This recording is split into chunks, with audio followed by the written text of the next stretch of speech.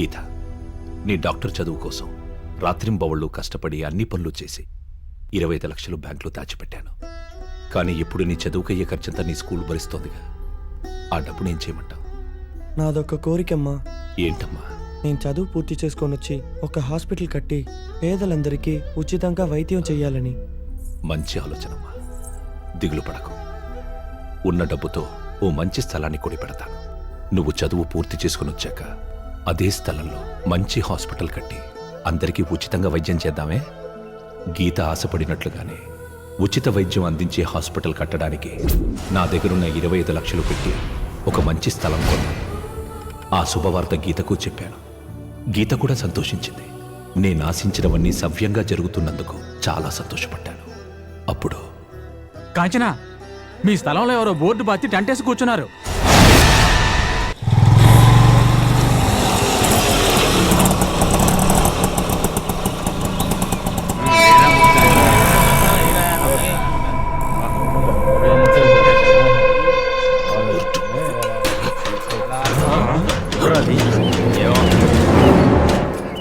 వెళ్ళి ఎవరో కనుక్కో.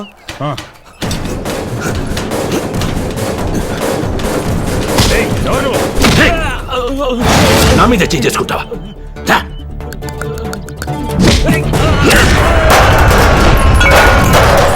ఖాళీగా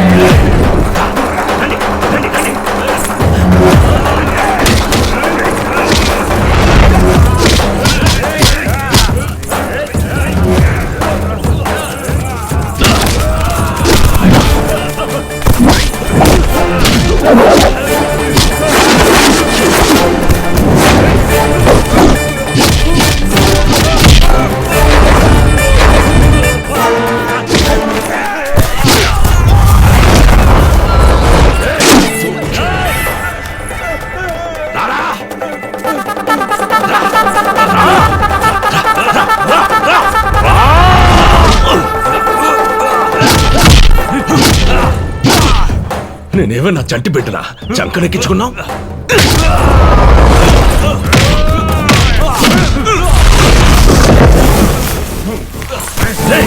అసలు మగాడివేనా నువ్వు? వెనక తడుతున్నా, ముందుకొచ్చి కొట్టు. రారా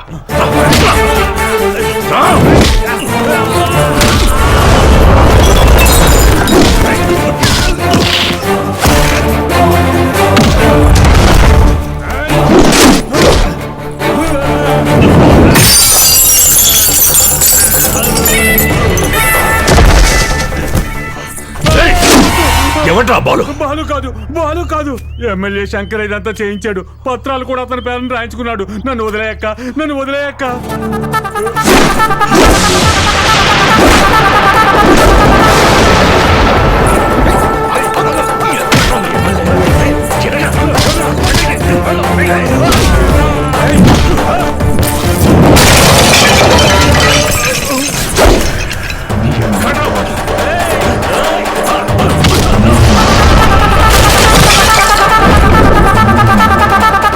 నువ్వే నా ఎమ్మెల్యే శంకర్ అంటే సిగ్గు లేదు?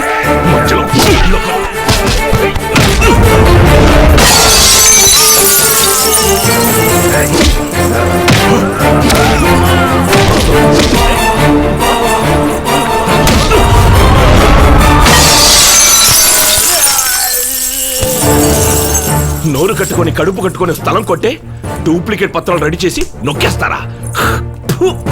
సిగ్గు లేదు? నువ్వేంట్రా మీదకి వస్తున్నావు? పెద్ద మొగాడు అనుకుంటున్నావా? పోరా. ఏంటి లేని ఎదవా? కాంచనంటే ఎవరో అమ్మాయి అనుకున్నారు, కానీ హిజ్రాన్ నాతో ఏమీ చెప్పలేదు. రేయ్, మనం చేసింది ఎంత పెద్ద తప్పో తెలుసా? వాళ్ళు శాపం పెడితే 7 జన్మల వరకు మనకు పుట్టగతలుండవు. అవునండి, ఆ పాప మనకెందుకు చెప్పండి? వాళ్ళ స్థలాన్ని మళ్ళీ వాళ్ళకి తిరిగి ఇచ్చేయండి. సిగ్గు విడి చెప్తున్నాను. తను ఆశపడ్డం వల్లే నీ స్థలాన్ని కబ్జా చేశాను. ఇప్పుడు తనే వద్దంటోంది గనక నీ స్థలాన్ని నువ్వే ఉంచుకో. ఇకపై నా వల్ల నీకెలాంటి ఇబ్బంది ఉండదు. తప్పు జరిగిపోయిందయ్యా. వాళ్ళు మీ గురించి లేనిపోనివి చెప్పారు. మీరింత మంచివారని ఈ మట్టి బుర్రకి తెలియదు. ఆవేశంలో తొందరపడ్డాను.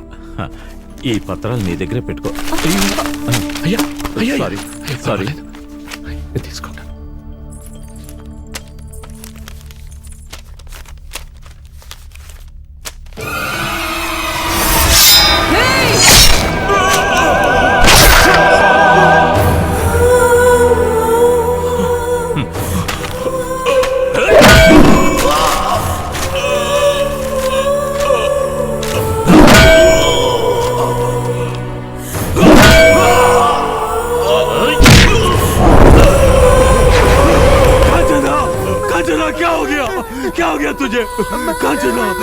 ఏం జరిగింది కాంచనా?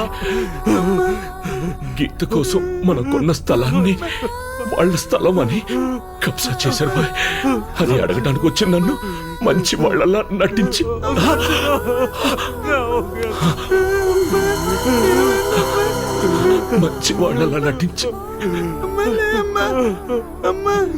మోసం చేశారు బాయ్, మోసం చేశారు.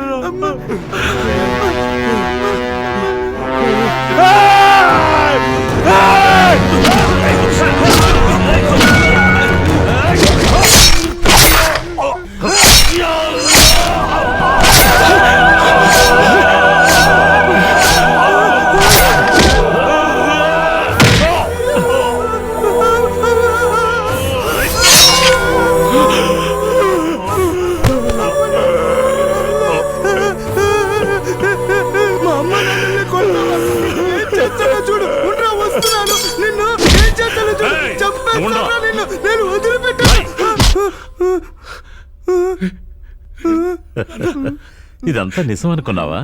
ఆట నాన్న. అవునా? అవును, ఆట. ఆటే. దొంగ పోలీస్ ఆట. నేను నిజం అనుకుని భయపడిపోయాను. అయ్యో, ఇదిగో చూడు, తుపాకీ కూడా ఉంది. బొమ్మ తుపాకీ. తుపాకీ. దీంతో నువ్వు ముందు నన్ను కాలుస్తావు, అలాగే తర్వాత నేను నిన్ను కాలుస్తాను. Okay, okay. పట్టుకో, పట్టు. ముందు కాల్చు, ముందు కాల్చు. నేను నిన్ను కాలుస్తాను, కాలుస్తాను, కాలుస్తున్నాను.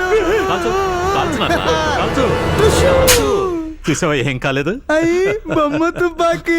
ఇప్పుడు నిన్ను కాల్చుకోవాలి. అలాగే, కాల్చుకో. అలాగే. కాల్చుకో నేను నాన్న. కాల్చుకుంటాను, నేను కాల్చుకుంటాను. అమ్మా, నువ్వు ఉండమ్మా, నేను మీ ఆటలో చేరాను.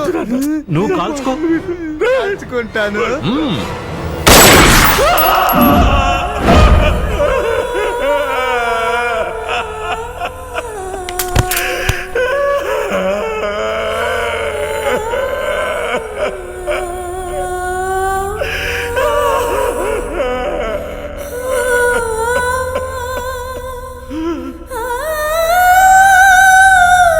వదిలిపెట్టను.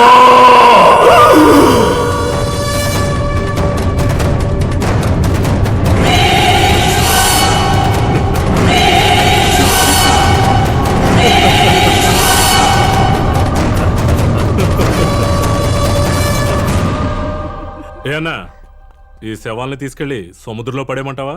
ఏ ఒడ్డు కొట్టుకొచ్చి పోలీస్ కేసు అవ్వడానిక? పాపం రా కాంచన, నోరు కట్టుకుని కడుపు కట్టుకుని కొన్న స్థలం అని చెప్పింది. అక్కడే పాతి పెడితే వీళ్ళ ఆత్మలు శాంతిస్తాయి.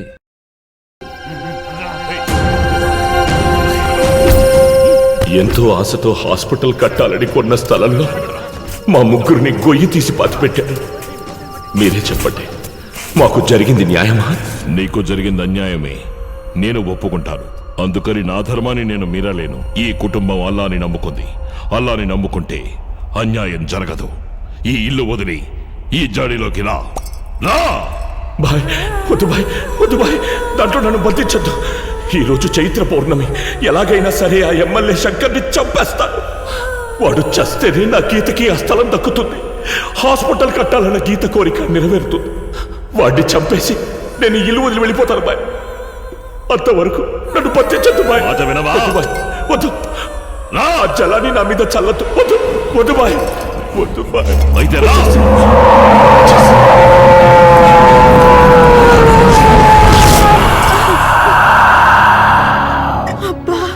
మీ అబ్బాయిని తీసుకురండి.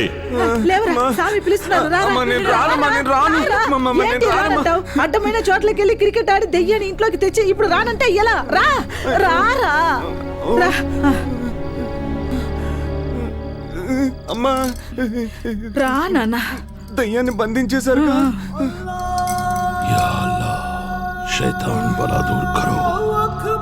ఈ తాయెత్తు వాడి చేతి కట్టండి.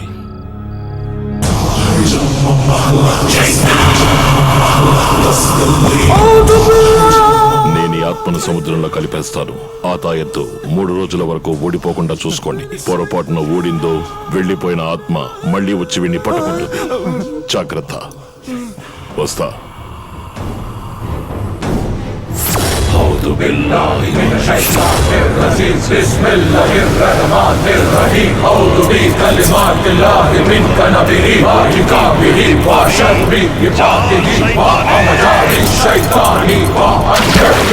ఎమ్మెల్యే శంకర్